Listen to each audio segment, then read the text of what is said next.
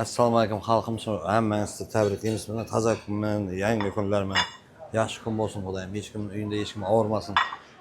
Xudoyim to'ylar bo'lsin, hammangizni yaxshi ko'ramiz. Mana kecha palov jetmay qoldi xalqimiz ham ekan. Xudoga shukr, men ko'p etib pishadi. Kelaverasizlar. Allohga shukr, hammaning uyida to'y bo'lgan Xudoyim. Yaxshi kun bo'lgan Xudoyim. Ya Allohim, payg'ambarim, Rasulullohim. Xudoyim shu barakasini bergay Xudoyim. Ya Allohim, Xudoyim. Mana palovni qaraymiz ha. Ko'ramiz aka. Bismillahirrohmanirrohim. Bismillahirrohmanirrohim. Ey Allohim, payg'ambarim, Rasulullohim. Hammaning uyida to'y bo'lsin, yaxshi kun bo'lsin. Hech kim olsin, mashin, sunnat to'yi, jayt to'y, uylangan to'y, qizning to'yi, hamma to'ylar bo'laversin. Amin. Ya Allohim aka. Kelaverasizmi aka?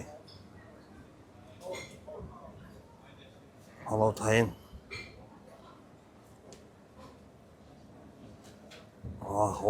Vah degan palov bo'lib turibdi aka.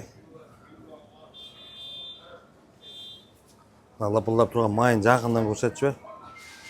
Ha, mayli palovlar. Gashandan tanamiz.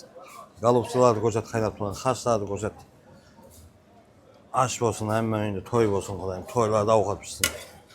Yaxshi kunlarda ovqat pishsin. Hammangizni yaxshi ko'ramiz. Hammaning uyida yaxshi kunda ovqat pishsin. Xudoyim meni Instagramda 5-kunni kutyaptim bo'ldik. Juma deb. Jumani ko'rsatmay beru kerak deydi.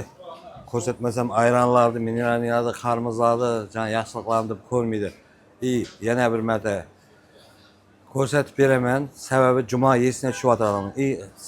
Savdo qiladigan tadbirkorlarga da rahmat. Shu meni ko'rib, jumadan hamma Qoraqalpog'istonda ko'rib, juma munosabati bilan deb aksiyalar qo'yyapti. Hammangizga rahmat. Shu jumani belgilab aksiya qo'yib, xalqimiz haz etsin. Arzonroq bo'lsin zatlaringiz juma kuni. Shunda hamma Xudoy taolo beraveradi hammaga. Allohga shukr. Allohni o'ylab, shu jumani o'ylab shu ko'rsatib yana Instagramda Xo'jayilda hamma shu Instagramga chiqib qoladi. Rahmat, baringizga motivatsiya beryaptganima. Quvonaman. Hammaning uyida savdo bo'lsin, tadbirkorlarga hammasini barakali uyine buyursin. Mana juma munosabati bilan hamma zo'r zatlar qilyapti. Shu sababchi bo'ldik bunga. Xudoga shukr. Kelaverasizlar. Nega gashinli palovga menga gashinni chiqaryapman menga. Oppa. Kelaverasizlar menga tayyor. Voy, sochni mochni. To'y bo'lsin, hammangiz yaxshi ko'raman.